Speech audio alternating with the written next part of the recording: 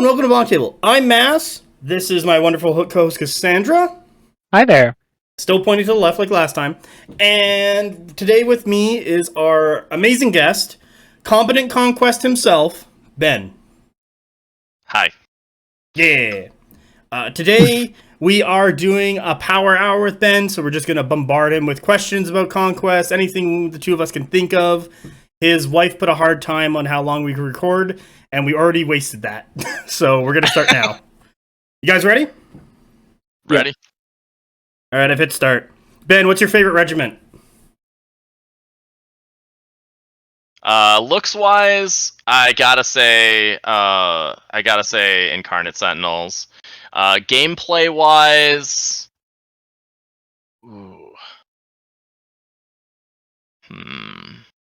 that's actually hard. Strix do a lot of fun things. Probably Strix. Sweet. Cass? Okay, so if you could eliminate one, strike one special rule from Conquest, backwards and forwards in time forever, what would it be?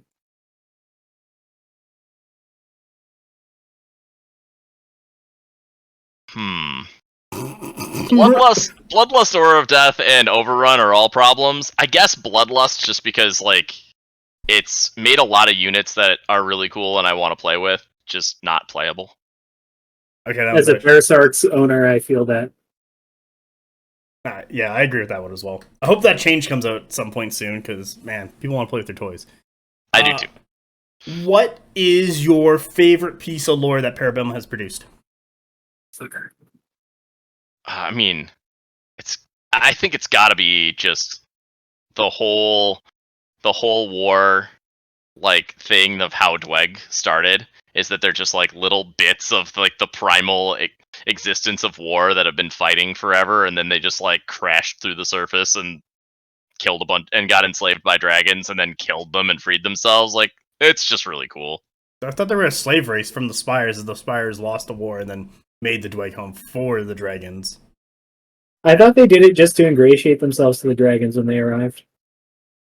No, I'm pretty sure the dragons messed up the Spires real bad, and the Spires were like, please stop, we'll make you a slave race, because as dragons reproduce, they get weaker and weaker for their offspring, and their kids were all pissed off at their parents that they weren't as strong, and so they went and started a fight with the Spires.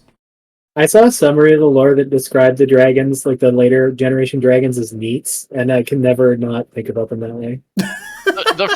I'm pretty sure the first dwarves in Dweg are the rule is firstborn children of war, because they were aspects of war, and then the dragons and spires work together to make drakes and make subservient Dwegum, but they're all still little war sparks, which is how they eventually broke free.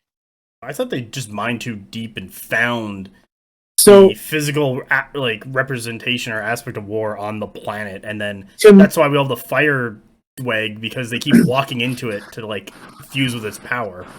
So to me, I feel like the actual, and I don't know for sure, obviously, but it feels like it's in the middle of what you're both saying. I think they started out as a slave race, they went down and they touched war, and then it was okay, well, I'll help you, but I'm going to change you, and then it made them into Dweghome, which is a piece of itself plus dwarf.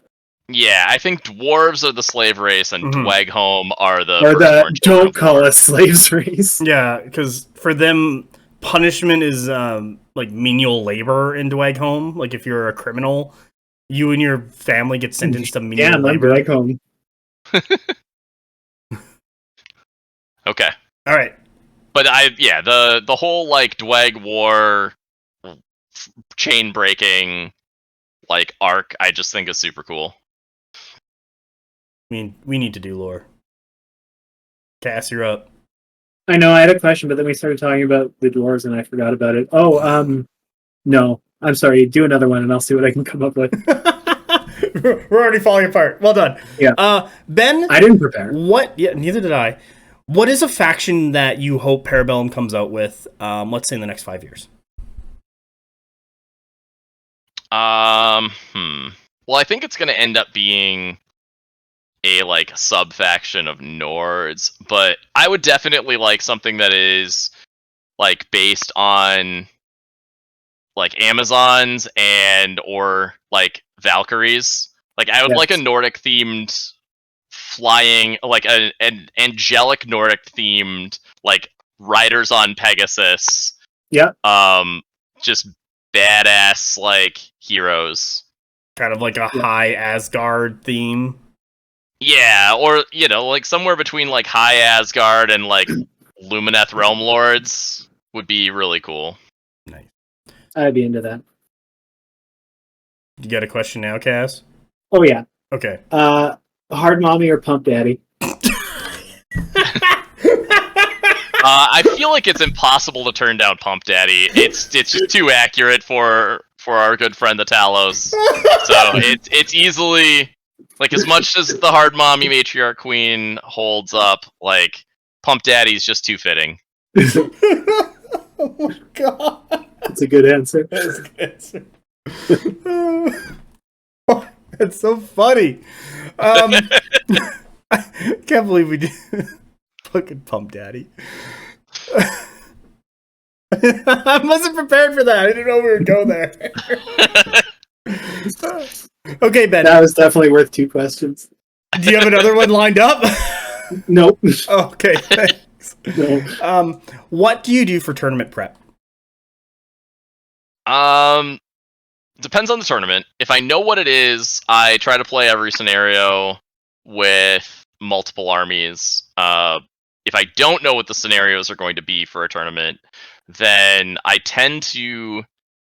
go through and I put a fair amount of effort into building what I believe are optimal lists for each faction. And then I create a tournament in which I play those armies against each other as much as I can. And I update the armies after every game to try to like temper the sword, so to speak. I try to play it against like Carl if I can get him, but otherwise, like, I'll just play both sides of the game. Generally, if I don't know an army as well, I just cheat on the stack for the army I don't know as well to kind of even it out. I play with the whole stack out and I just pick whatever units next best. Sometimes I'll do that for both armies, but I basically try to build the best lists I can for each faction and play like random scenarios. I actually use the PB app to just run tournaments with them, and just play the matchups as they come in order to like try to build optimal lists for both things or for every faction in the game. And if I feel like if what I've played with and against is better than what I'm playing against in the tournament, I have a high likelihood of knowing the matchup slightly better than they do because I've at least played it once, and they may not have played a list like mine yet, or they're playing what I feel is a suboptimal list, and then I can usually exploit the holes in that list. Actually, that was a really good answer. Thank you. Although more recently I've been doing nothing. I just play Conquest against Carl whenever I can, and I show up to tournaments and play them however and play more Carl. Yeah. Like the online tournament, I did no prep, and I found out about it like 6 hours before list submission, and I was like, I don't know, I've been having fun with this SK list, I guess I'll play it. Cass, that list is sweet. Yeah, so I have a question actually further to the testing methodology we outlined there.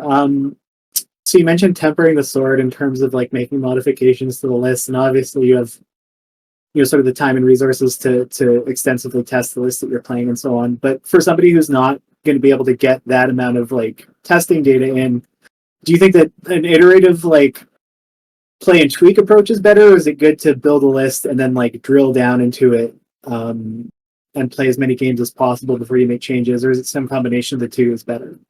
I think it's some combination of the two. Generally speaking, I think that lists have around 1,500 to 1,600 points of pretty close to unchangeable core elements. So you've got a couple of units that you can kind of swap around with or play around with, and sometimes upgrades. And I feel like those are changes you should be making. But if you're going to go, like, let's say you want to play at Adepticon, you have a limited amount of time, and, like, you're not a crazy person like me that just buys 4 of every box in Spires and has them, right? So you have to make choices, and you have to build and paint based on those choices. I would find your core. Usually it's something you've been playing for a while, or that's just like, this is what makes the list work. And then I would kind of play around with the other aspects, but I would change them out, and I would certainly, and if the change is worse, it's good to know that. That's right. You'll still gain, like, you'll actually gain appreciation if you say cut a unit of Avatara for a unit of Leonin Avatara, and you were like, man, the Leonin Avatara weren't as good because I needed something that could push into zones to threaten my opponent. You gain appreciation for how to use those Avatara when you put them back in the list by realizing what you lacked. And then it helps solidify the role of the things as you put them in and take them out, which will help you play them better because you understand exactly what they're supposed to be doing instead of just generally, are these running at things trying to kill them? Yeah. That's a good one. Thank you. What do you think is a new player mistake, and what do you think the fix is? Like, what do you think a lot of new players are messing up that kind of hinders their development as a Conquest player? And then what's the fix? Don't split up your army. Is ultimately what it is. The most common mistakes I see in Conquest from new players are generally people who have come from games like a Warhammer iteration, or anything else that's not alternating activation.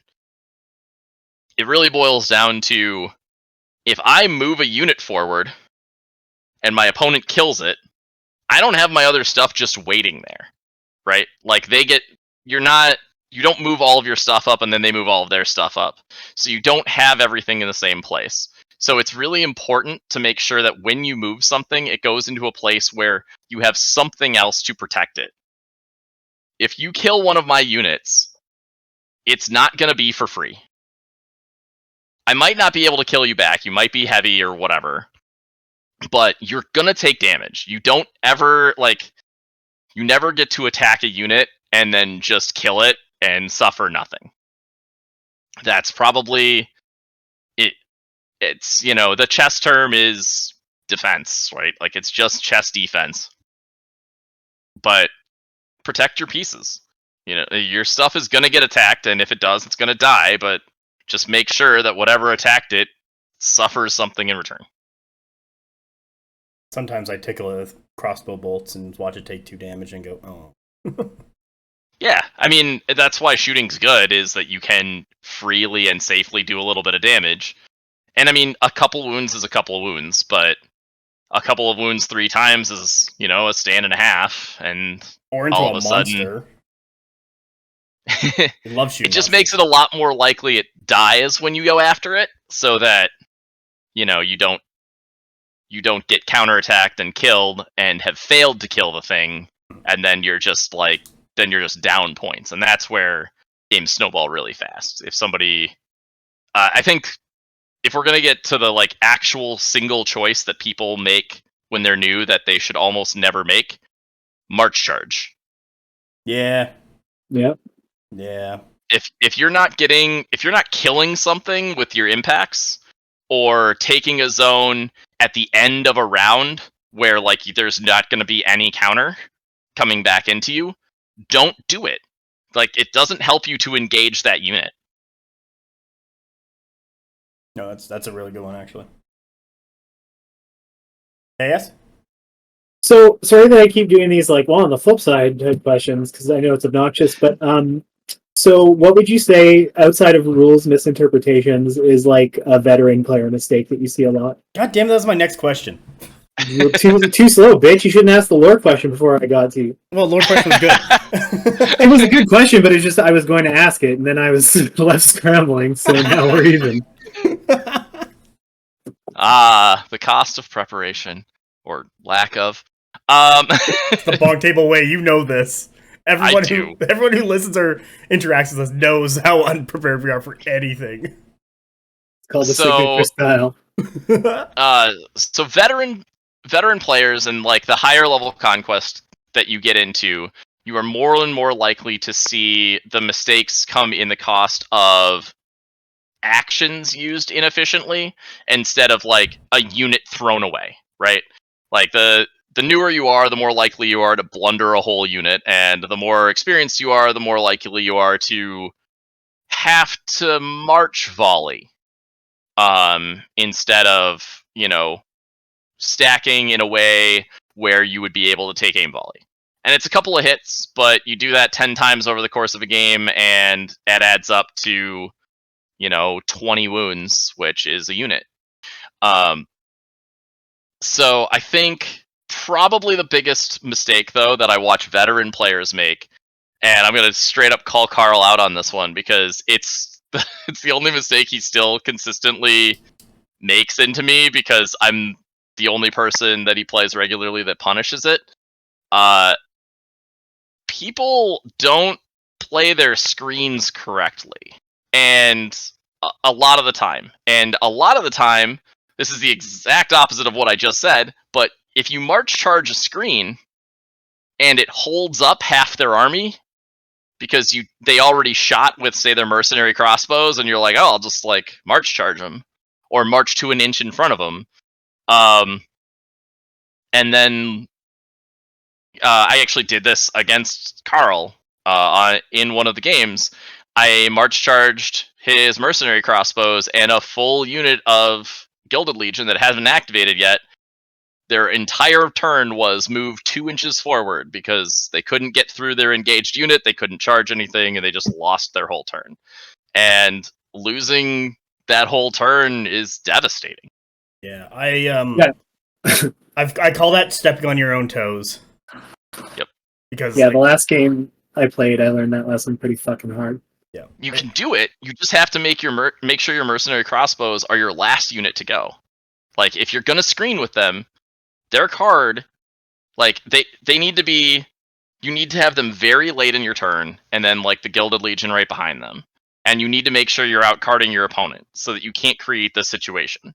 Because then, if your opponent march charges them, you're like, oh well, whatever. I'll clash and withdraw and just die. Or I'll just withdraw and march and probably die, but if I don't die, then I'll get to the other side of my unit. And then you're like, okay, well, then the screen did its job, it died, and you still got to charge with your Gilded Legion. It's just, you gotta make sure you plan your stack accordingly, because if you just go with your 3 mercenary crossbows early, and then I'm like, oh, I can just go engage those and hold up the rest of your army, you're gonna have a bad time. Yeah, that's a good one. All right, let's get into shooting. Why? So you kind of mentioned a little bit of why shooting is good, but like, I know I've talked about shooting, but like, what is, when people are playing into shooting, what is the defense, and if you're playing as shooting, what is the offense? Like, what are you trying to do there? So if you're playing as shooting, what you're trying to do is get whatever the highest value shots you can are for as long as possible. A lot of times, this actually means, like, if you're trying to keep something safe, that doesn't mean march forward to maximum range and shoot. Because if you do that, you might be opening yourself up to getting shot by other things. So actually think about what's going to happen in retaliation. Especially, like, Merc crossbows are the best example for all of these things. Because you can do 3 1/3 hits with your Merc crossbows, but if you lose a stand for it, that's a bad trade. Whereas if you can just back up with them, and then force somebody to engage your Gilded Legion, and because they're now engaged with Gilded Legion, they're going to just get shot by mercenary crossbows that are taking aim for free every turn. Well, now all of a sudden you're doing 5 hits a turn. You do 20 hits with them over the course of the game because you didn't sacrifice them. And 20 AP 1 hits is going to be probably 3 stands. Like, that's a unit. That's their 105 points. They're 105 points. They don't need to do that much. And the best tool for beating shooting is just stay out of its threat range until you can saturate it. Try to create a situation where those things are going to get 1 turn of shooting. If you're 23 inches away from mercenary crossbows, 23.1, and then you like bring your units on, you have multiple units that are far away, and then you rush them, and you just like run 3 units straight at them, they're going to shoot one of them. You're going to take 5 hits, and then you're going to kill the mercenary crossbows the next turn. And that's not 105 points worth of damage. So, like, they didn't do their job. They might have done their job in zoning you a little bit, but you can't be frustrated about getting zoned out. I don't know if anybody's played League of Legends, but most people have. Like, if you are in a lane and somebody's zoning you out of creeps and you feed them a kill, that is much, much worse than you not getting some creeps. And this is what a lot of people do into shooting, is they get impatient and they don't want to be zoned out of, like, scoring. And you gotta, like, sometimes you're going to get zoned out of scoring. You can't score, like, you can't throw away units for a couple victory points. A unit's worth more than 2 victory points. No, that's really good. Cass? I was actually just absorbing what he was saying, so I wasn't thinking of a question at all, because I was like, well, this is relevant information for me. Well, yeah, that's why I invited Ben on for this power hour. Do you want me to go again, then? Sure. Okay. Ben, just really easy, simple. Rank each of the factions in order of best to worst. Based Best on whatever you want. Buying me some time. Yeah, I know. You're welcome. I got some beer. Old Dominion, Nords, 100 Kingdoms, Wad, Dweg, Spires, Sorcerer King, City States. It's a little weird because the external faction balance in the game is very, very good. Old Dominion and Nords are a little bit too consistent in their reinforcements, so they're a little less likely to just have a bad roll and lose a game because of it. Sorcerer Kings are good, but they have one good list right now. And I think that's just a stuff that's out army problem. The other armies are all so close. Like, Ash and Dawn are slightly too good. And that skews 100 Kingdoms in a way that is kind of rough. But I don't feel like 100 Kingdoms is a good first place army, because everybody is coming into the game with a plan for Ash and Dawn. Well, yeah, and also kind of has, like, the Space Marine problem. Yeah, so, a little bit. Yeah. But it's really just, like, people are prepared for it. Yeah, it's a solid faction. Well, and, I mean, Ash and Dawn are too efficient. Mm-hmm. But they're too efficient to the point that everyone will have an answer for them. So, like, they're not reliable. You're going to run into a player who is tailored to beat them, and you're probably just going to pick up a loss because of that. Old Dominion just, yeah, I mean, Blasphemous Soma giving +1 reinforcements is just too efficient, so it's hard. And then Nords have a ton of flank, and that's also just too efficient. I don't know, my Sorcerer Kings list feels insane every time I play it, even when it rolled, 1 for 6 reinforcements on 3, which did make that game very hard, but I still, like, it still just had so many tools that pulled it out. The other army is, honestly, it's dealer's choice. I put them in the order I did because of the number of viable lists and the ease of play.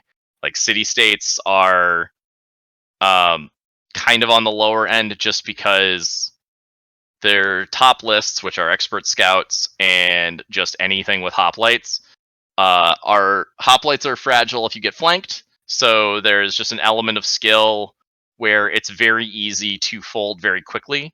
And Expert Scouts are just generally very fragile, but they're super killy. So it's a very, very tight positioning game, no matter how you play City States.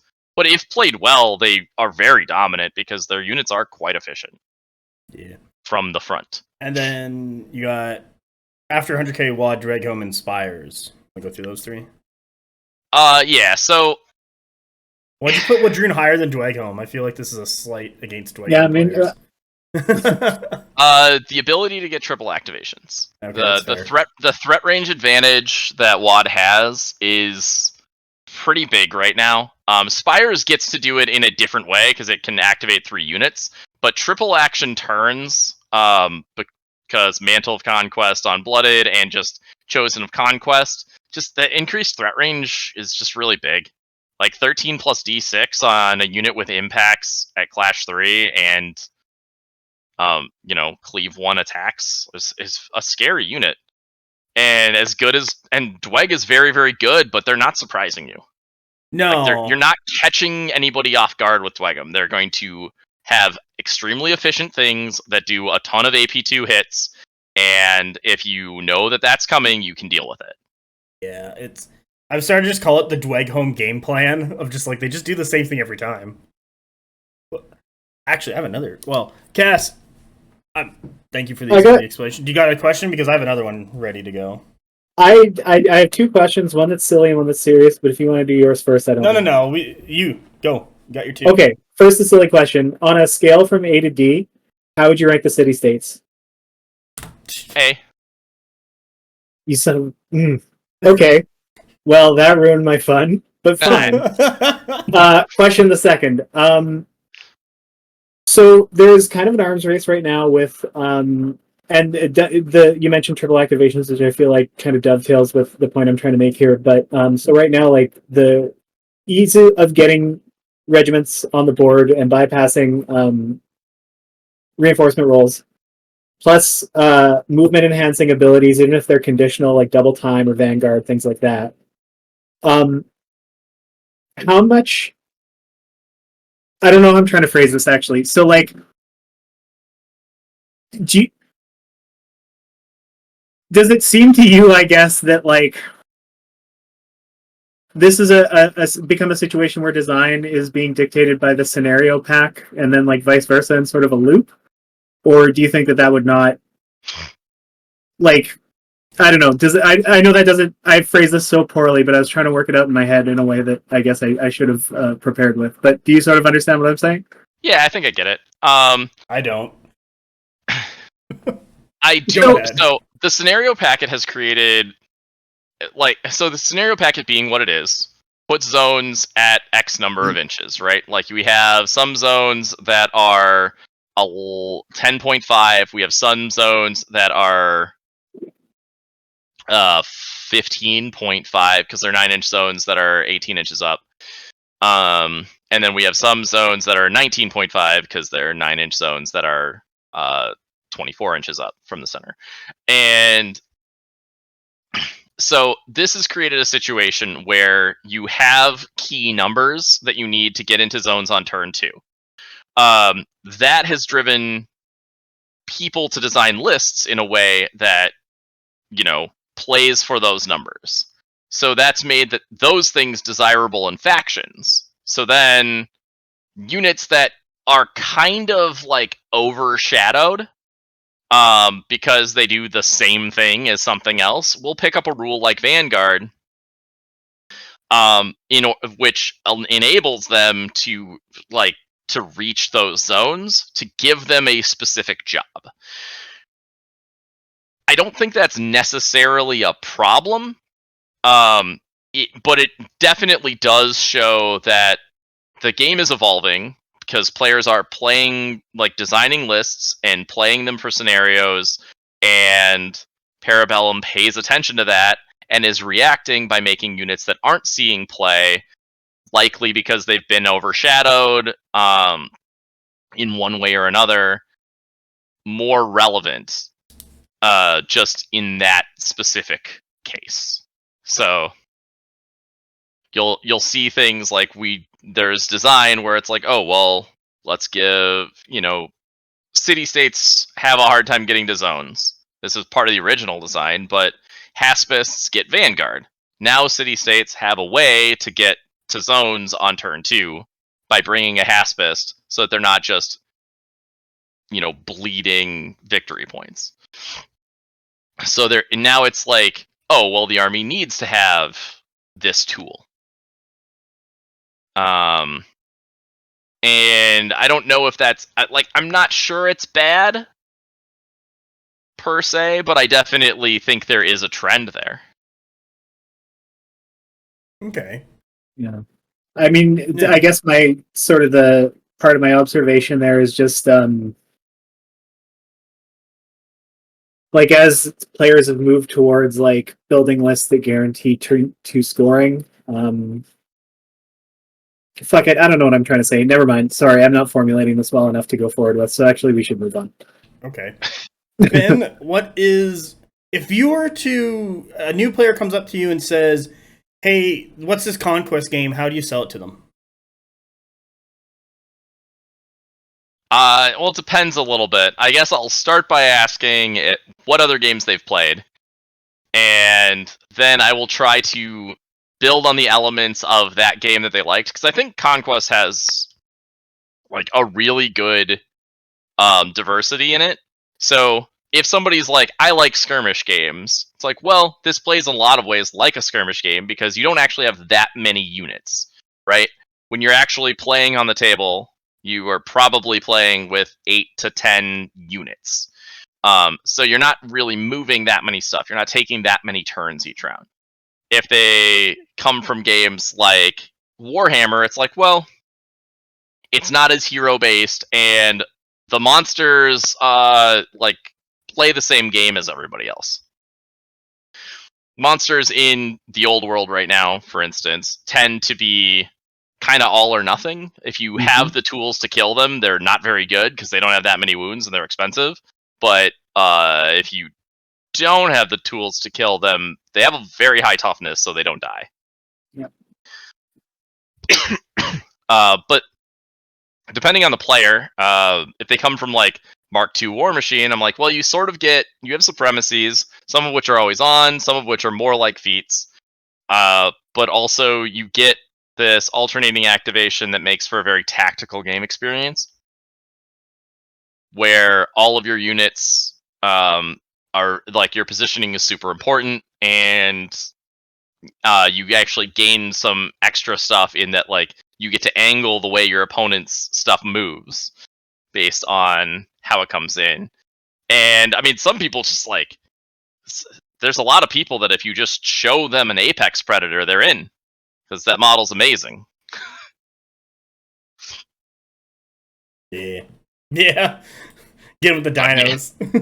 Like, Orcs on Dinos is always a good selling point, but it really, if you want to sell anything to anybody, you have to find out what they're looking for. No, that's really good, because there's times where like I see people like, oh, it's like, how do I grow? Like we can get into the grow meta question, but that's like a whole other that's a whole topic on itself. Yeah, I don't think I have a good answer for that. No, I would explain how to do that one, because I did 6 years in War Machine and how to do that, and it's basically you have to act like a drug dealer. Yep, first one's free. Yeah, first one's free. But usually people are like, oh, what's this? And like, kind of how to build that gap. Cass, you got one?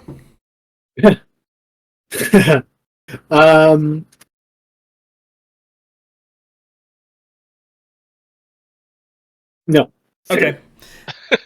If you were to recommend a faction that a player who has never touched a single war game before, and they decide Conquest is the game for them, and they come up to you and they're like, hey, I'm going to get into this game, what is the faction would you recommend that player to start the game with?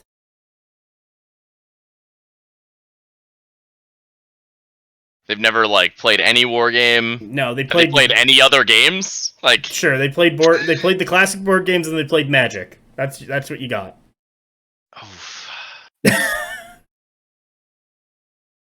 And they're your grandma. Yeah, and they're very good at Monopoly.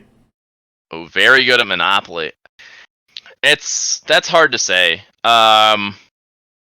In that case, honestly, I think the factions are close enough, and the changes that PB does, like, this is a little bit corporate chilly, I guess, but they really should pick the thing that looks the best to them. Like, it is, at the end of the day, this is still a hobby game. You should pick the thing that has models that you want to paint and build, because otherwise you'll start before you get started. Yeah, that's actually a really good one. And there's not, like, external faction balance is very good in Conquest. Like, Nords and Old Dominion are a little bit ahead right now because they're more consistent, not because they're like purely stronger. Yeah. Get on the table. It's kind I'm of a key living part proof to play that the you game. can outplay a Nord's army. Pretty sure you can't outplay a Nord's army. I mean, if I'm piloting it. Yeah, but that's at that point you're not playing the Nord's army. I mean, that's everybody, right? That's the game. Yeah, I'll play your opponent. Want me to keep going, Cass? Yeah, do one more. Okay. So, Ben, what is a part of Conquest that you would like to see Parabellum improve upon? Like, what is, maybe there's something in there in the game currently that's kind of like needs work, or you'd like to see changed at an update, or like version 3 or something. Like, basically, I'm like, what's kind of the thing that's, I don't know, mechanically, game wise, kind of holding it back, and you'd want it to see fixed? Inconsistency of wording. The same effect is written in a bunch of different ways throughout the rules, and in a way that's like slightly unclear that it should be the same. Always inspired and activating from the city-state strategic stack, like those work the same. Like city-state strategic stack is always inspired, and always inspired beats everything else. It beats, can't be inspired, but it also beats cannot benefit from the inspired rule, which it probably, if you read those words, like you can both have inspired and not benefit from it. So it sounds like cannot benefit from inspired should turn off always inspired, but it doesn't. So I'd really like to see some clarity in those things, but if I'm going to have to pick a specific rule that works in a way that I don't like, I think reform is unnecessarily complicated and is just very, very often misplayed in like a lot of communities, not just like individual people, because it's just not formulated very well. And I would like to see it rewritten in a way that makes it played more consistently. I think probably the biggest issue with Conquest overall is that there are some like wording issues that cause things to be played in different ways in different places, and that's not ideal, because sometimes those people will travel to an event and then they'll be like, oh man, this rule works differently than I interpreted, and that sucks for them. That's a bad experience. Yeah, I've seen those, and it's just like, well, I don't know what to tell you. Yep. There's like, nothing. I'm sorry you built your list around something that doesn't work. Yeah, it's like it's a little good that there's the discords and everything where you can pop in and ask those questions to get from like an international perspective. But I know there's also a ton of players who just don't interact with the greater community. Yeah, yes. It's not fair to expect people to do that. Yeah. Especially in like the digital age of the rule, like with rules where everything's digital now, and they like you can just get it updated and grab a copy and read it. Yep. So I know, I know that Leo has said publicly that this is something that they're aware of and want to fix, but it needs to be fixed. Like it is a problem, and when you have a world's tournament scenario, you do need people consistently playing the game the same way. Yeah, that is. It's one of the reasons why I love War Machine, because it had such a tight rule set that no matter where I went to play it, everyone knew what everything did. Yeah, that was a big push that they did when they made Mark II. From what I understand, Mark 1 was not as good about it. No. And I started in Mark II, so I didn't experience that part of the game, but I did really enjoy the fact that the rules were written consistently and clearly. Like, copy-paste is a very strong thing to use in rules writing. Mm-hmm. Cass? This might be a hot one. Good. Okay. Ben's getting cold. First Blood. Do you think, speaking as a person, because I know that you also have, affiliations that are going to color what you know and what you can disclose and your opinions. But just as an individual, do you think, like, design-wise, First Blood is going to get to a space where it's something that people are like take as seriously in parallel to Last Argument of Kings, or do you think it's always going to kind of be like a secondary thing? I think the amount of I think it is entirely possible that First Blood will become a good viable skirmish game.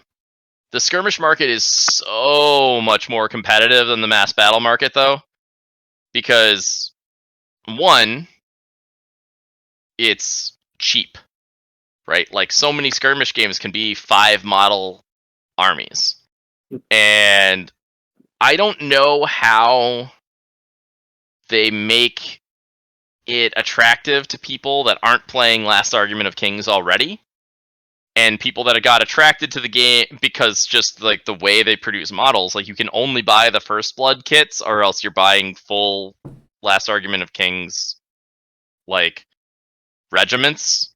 Yeah. When you probably don't want them for First Blood. So it's really designed as a game to get people who like bought into Last Argument of Kings to play. But the vast majority of those people started Last Argument of Kings because they didn't want to play a skirmish game. If we had wanted to play a skirmish game, we would have played one of the like 50 good competitive skirmish games. So I just want to follow up on this. Like, so do you think that First Blood could benefit from like the kill team treatment? Like, one of my side things is kill team that I just don't like. I play that on the side with my friends and I really enjoy it. But they have their compendium teams, what are stuff that like all the regular Warhammer 40k and factions, you just pull minis from your existing collection. So they could do that for the last Argument of Kings players who are playing like the big war game, and they'll just grab their minis and play. But they could do specific kill team war bands that are representations of the various Last Argument factions. Like, you could have, I don't know, 100k People's Militia, and it's like, these minis only work in First Blood, and you get a band of 10 guys, and they are all customizable minis, and they have specific rules and loadouts, and this is how they build and play kind of thing. Similar to how Kill Team has their specialist teams, like Gallerpox Infected, Incisor Team, their Guard Veterans, and their Orc Commandos and such. Like, all that stuff. So they get, like, because Orc Commandos aren't, I don't believe they're really a thing in 40k, like, they're in the lore and everything, but I don't think you really have minis for it. But now for Kill Team they do. So I don't actually know. I'm not up on 40k these days, which is kind of amazing because I did play it for, I don't know, 2 decades. So like, do you think First Blood could benefit from specialist teams that are only to be played in First Blood, and they represent the factions they're supposed to represent, like the main factions that we have for Last Argument of Kings, and there's also, you can bring in your Last Argument of Kings minis in as their own teams and groups for First Blood? Do you think that would be a better way to run First Blood? I definitely think First Blood could benefit from that. I'm not sure it would be enough. I'm not... the thing that's really hard is it's difficult to say, like, how good does First Blood have to be to gain a following in a oversaturated market? Yeah, that's probably, the problem. Right? You know, like, MCP barely managed to, like, get a community, and it had Marvel as its backing. And it had a hard time establishing a foothold. Can't go up against Big Malifaux. Big Mickey couldn't beat Big Malifaux.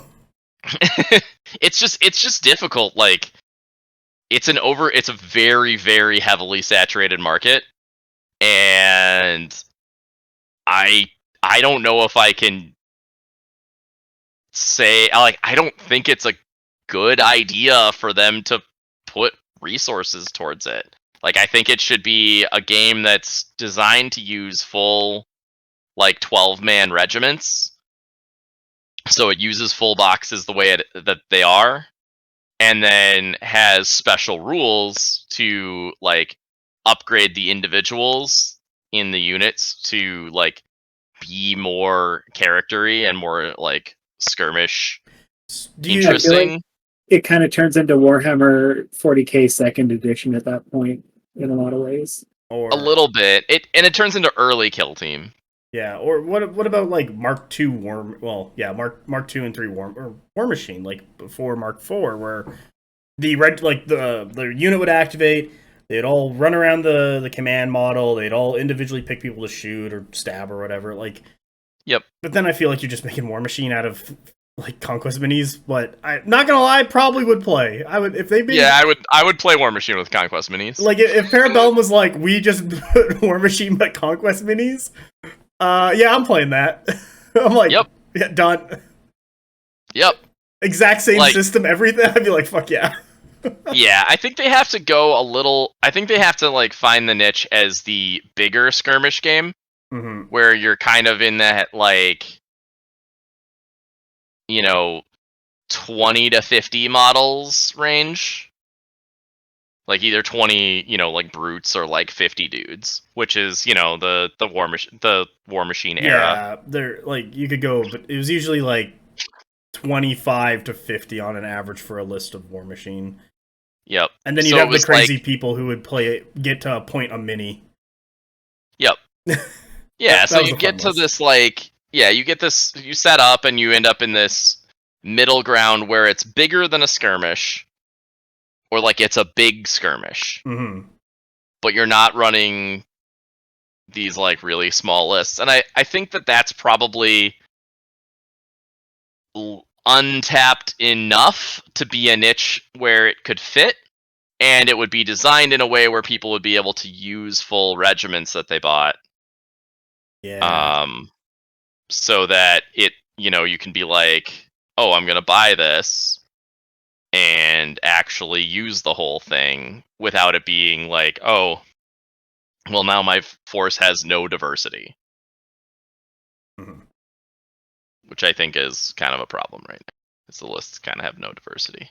Like in First Blood or in Yeah, in First Blood. Okay. Like if you want to use 12 of a guy, it eats up a lot of your points really fast. Yeah. If you want to use a full box, like you have pretty one-notey lists.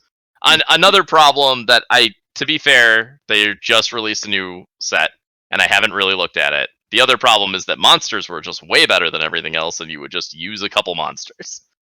like double Apex and a character was just insane in First Blood like a year ago, when I last really looked at it. Yeah, hopefully that got fixed in the update. Cass? I don't know, just rolling over the First Blood discussion in my head. Just an observation, I think. No, you know what? Never mind. Doesn't matter that much. Every time. I'm just trying to keep the quality level at a certain point here. I know. Which means that I largely keep quiet, ironically. But yeah, I don't know. I think that just to expand on it all, like the trouble with First Blood is a lot of the changes that you make to it stops being a complementary system to Last Argument of Kings and just becomes its own thing. Which I guess is good, but what are your thoughts actually on, speaking of things that are their own thing, the upcoming RPG component of the Conquest media empire? I think it's a good idea. Like, I think the world's really cool. I think the lore is really cool. I think there's a lot of stuff. I mean, as far as I know, it's a 5th edition port. It's a good system to put a campaign setting and an adventure, on. I've played a lot of D&D 5th, and I enjoy it. So I'm actually looking forward to it. I'm kind of excited to try it. I think it will be fun. Yeah, but I think it's RPGs are just RPGs, kind of. So yeah. they're really very much suited to the taste of the people who are playing them. Yeah. But the world's super cool, and capitalizing on that is good. That, I think, is the main benefit of it, is just that it's now that the lore book has been out of print for more than a year, there's really not a cohesive way to get, you can piece it together hand over fist through the website, which is, I'll be honest, not great. Yeah, most of what I know is actually just from the lore discussion channel on the Discord. Yeah. So I think putting it in books and making it digestible in an RPG book way, like the kind that I really enjoyed, is a very, on the spectrum preteen, is going to make it a lot easier for people to engage with it. So I think that's a good thing. Yeah, I think it's a good thing. I'm gonna buy them. Yeah. Then we can do a lore episode. Hey, then we can do Mass. We could do a real play D&D Conquest podcast. Oh God, that also. Ooh. Oh, now we're tempting Ben. I'd be in it. Yeah, I'd be a level 3 hard mommy. Oh my God, we get what? So you'll be a level 3 hard mommy. We'll get Aaron, who I believe dubbed the Pump Daddy, so he can be a level 4 Pump Daddy. And I coined Pump Daddy. Did you coin? Fuck me, I gotta now re-listen to that podcast episode.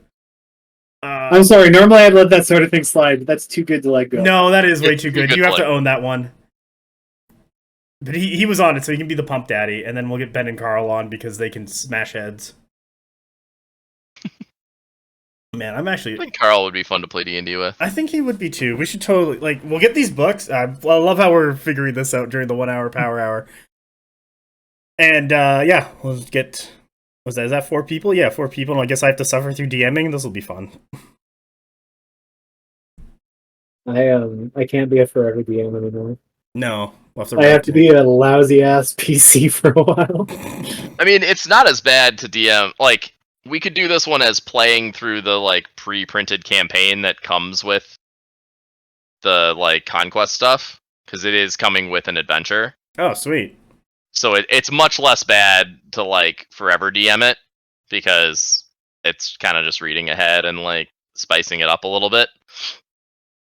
You can tell us as players to go with the story, because you can follow the tracks a little bit when it's pre-written adventures. I enjoy them.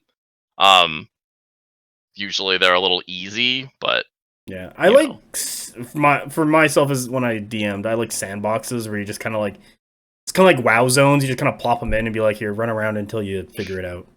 Yep. Yeah, I definitely am a sandbox DM as well. But yeah, we'll figure that out when it drops. We'll get a bunch of people. We'll probably record an episode and throw it out just to see how it goes, and even for our own enjoyment mostly. Yeah, but also it'll be stupid and funny. Yeah, that too. Foresight from the scenario packet is kind of universally acclaimed as the worst scenario. Why? Minigames, when you're already playing a game that already has minigames of deck building, it's just it's too many Inception levels. You just want to play the scenario and not be spending all the time to go in and look at the scenario. And also, it just, even if people make that decision pretty fast, let's say it's 30 seconds a person over 10 turns, that's pretty quick, but it still takes up 10 minutes of your round time. And it oftentimes takes longer than that. And it's just generally speaking, time spent not playing the game that you came to play isn't great. Yeah. I also feel like, just to interject with my own opinion on it, when Conquest is so far largely does come down to player skill, the scenarios where it's just well, here's a goofy gimmick that might fuck your whole game up, it doesn't, I don't think it meshes with the core philosophy of the game. Yeah, I'd agree with that too. But I mean, for me, it's just about if I wanted to play, a mini game, I would play a mini game. I want to play Conquest. Yeah. Yeah. Kind of gets me into I think it's grind them down, where it's the one big circle in the middle and the two little one, or two on one side and two on the other, and you have to jump off and on the zones to get the more points. I just like that, because it's you should just be able to lock down the zones and score, because moving off the points, you're now no longer scoring anything, and then next turn you kind of hop on, and it's just kind of well, what yeah, you have to leave a zone open, and then shuffle between the two of them, and it just makes this kind of like dumb mini game that doesn't actually change anything. You still just math it out. You're like, okay, so I just alternate these two zones or whatever. So it doesn't really change anything. It just makes this like little maneuver that you have to do. Yeah, and it gets annoying if like you forget about it, because usually once I throw a regiment on a zone that's designed like to be an objective chud, it's kind of like, okay, sit here and just defend this for the remainder of the game. I don't need to worry about time shuffling them back and forth while you're still playing, and it's just, and you're like, why, right? Yeah. So, Cass, do you have a question for him, or can I go into my next one? No, I was just going to complain about that scenario. Okay. Please complain. Oh, I was just going to say it's just I in line with the silly gimmicks not being engaging to me. I also think that like there's a certain kind of wargame player who loves that sort of thing, and especially like fiddly little move on it, move off it type things. It's called the narrative player. Yeah, I'm not that person. That person, there are systems that are better suited to them. I'm not saying they shouldn't play the game, but I'm in a position where I can freely, strongly imply that without consequences. So, anyway. Yeah, like, if it's a narrative campaign, yeah, go ahead. Oh, yeah, cool. Do all that. Like, if I got to go play at a tournament or something, or even at local game, I'm like, I'm just here to play the game. I don't need to fuck around with this thing. Yeah. That leads into my next question. Ben, you must redesign Foresight from scratch, or take the parts of it that you actually like. What are you doing? Chopping out the two far end zones and changing the like hidden mechanic. Oh man, I'm trying to remember exactly the exact text on this thing. So I'd keep the 4 center zones, and I would replace the 2 external the like 2 outside zones with probably nothing, to be honest. And then instead of the hidden mechanic, I would have it I'd probably add kill points, but I might add at the end of supremacy phase, select an enemy regiment, and if you kill it this turn, get 2 points. I like 2. So, yeah, that's just not a bad one. It's a little tough to do like scenario design off the top of my head, but I feel like if you kept the 3 central zones and like in the diagonal across, and then you added the foresight mechanic just turned into you choose an enemy regiment that you're gonna kill this turn, and if you do, you get 2 or 3 victory points or something, and you do it in supremacy phase, that could be interesting. It still like keeps the concept of foresight because you're saying you're gonna kill something, and it also like creates a somewhat dynamic objective, but without having. I don't really like objective zones that are that close to the board edge, because it tends to just create an advantage for armies that have a lot of meaningless mediums. Like Nords? I mean, oh, yeah, like Nords, but I mean, it's not just Nords, though. Like, Old Dominion does, too, because they had to buy Legionnaires to unlock stuff. 100K, Spires does. Yeah, like, a lot of armies can have, like, 100, 120 point mediums, but some can't. You know, like, Wadroon really don't have access to it. City-states do with Chariots, kind of, but then the Chariots are out of the game by being way out on the flanks like that. Dweg really doesn't have them. I mean, they have to bring warriors, but no one does. So it kind of creates this weird scenario where these exterior zones aren't that interesting. No, I'm like, so with your kill change in that quick scenario design, I feel like once the lines clash in that scenario, it's just you just pick the regiment like that you think you can just easily kill. It's fine. But if you're trying to like snipe something out, or if you don't kill it, you don't get the points. Like, so there is a little bit there. Yeah, I mean, it can create, like, it can definitely create a situation, too, where you chose to try to kill something, and if your opponent's like, oh, well, you know, like, let's say it's on the front of their lines, and they were clearly, like, planning on charge clashing with it, and you were like, oh, well, I'll get my points back by killing it, and then they back up with it because they have the ability to be patient because they've set up the rest of the board that way, and it stays alive, like they denied you points. Mm-hmm. obviously, if something's on like 2 wounds and engaged, yeah, that's a free pick. But it's okay to have free picks sometimes. Yeah, Not a big deal.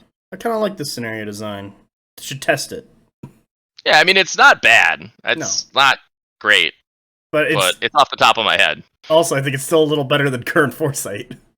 I do think the minigame is relatively unfun. So then that ties into what is the best scenario in the packet. I used to say Maelstrom pretty much hands down. And I'm still a big fan, but I'm actually like Melee's been growing on me a lot, but I think it's actually off balance. The hell's off balance? Like I haven't. So I generally hate objective markers, but off balance is two large zones on the center line, and friendly and enemy objectives. So you have to get to your opponent's side of the board to kill their markers.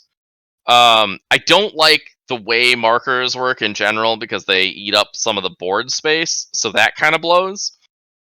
But off balance does it in an interesting way because getting their opponent's like backline objective is points that they're probably not gonna get, and it can make a pretty big difference because it's a relatively low scoring scenario. So I kind of like it. I've enjoyed it quite a bit. Yeah, also like they're forward enough that they're relevant. Like stuff on that 12-inch line is kind of like cleanup at the end of the game, while stuff on that 18-inch line is something you can play for and grab. I believe it's Echelon that has a scenario like an objective at the 6-inch line, and I'm just like, why is this here? Yeah, it's at the 6-inch line, and it's not worth enough. That's the other thing I kind of like about off balance is they're 4-point objectives. On a relatively low-scoring scenario, because they're not easy to get. No. So, like, you are actually rewarded for dealing with, going to kill them. And I really like that. Yeah, I should play some more off balance. I don't think I've played this one in quite a while. Alright, the sound went off, so you're done, you're free. You get to you've been released from your obligation. We did start like 45 minutes later than when we were going to. Yeah, but then we started talking about conspiracy theorists and like politics, and I couldn't add that in. Yeah, good. Well, too bad I didn't like hit start record. What? No, we gotta do. Oh yeah. I mean, actually, I don't care. I don't really think I said anything that I would be embarrassed to say. So. I also just didn't bother say anything too seditious. That could have been something for BonkTable after hours. We should. I don't even know what that would be. Like, is that just going to be gets real? Is that just going to be us talking about some of the dumbest shit that has no relation to Conquest? Yeah, it's just going to be the first hour of all of our podcasts stretched into 3 hours. Oh my god, so good. But I do have to jet, so okay. Thank you very much. It's been fun. Yeah. Thank you very much for joining us. If people want to hear more from Ben, he's got his YouTube channel, Competent Conquest. It'll be in the description below, so you can watch all his battle reports. He does a really great job. Cassandra has Twitter, so you can join her on that. Should also be in the description below. And then BonkTable has a Discord and a YouTube channel that you can also see in the description below for podcasts. And if you want to talk to any of us, all three of us are on the BonkTable Discord for some reason. And the official Discord. Yeah, that one too. You can usually tag us. Yeah. So, thank you for being here. Thank you for doing the Power Hour with us and answering all our weird questions. Thanks for having me on. It was fun. No problem. Okay. Have a great day, everybody. Bye, everyone. Bye, everyone. Bye.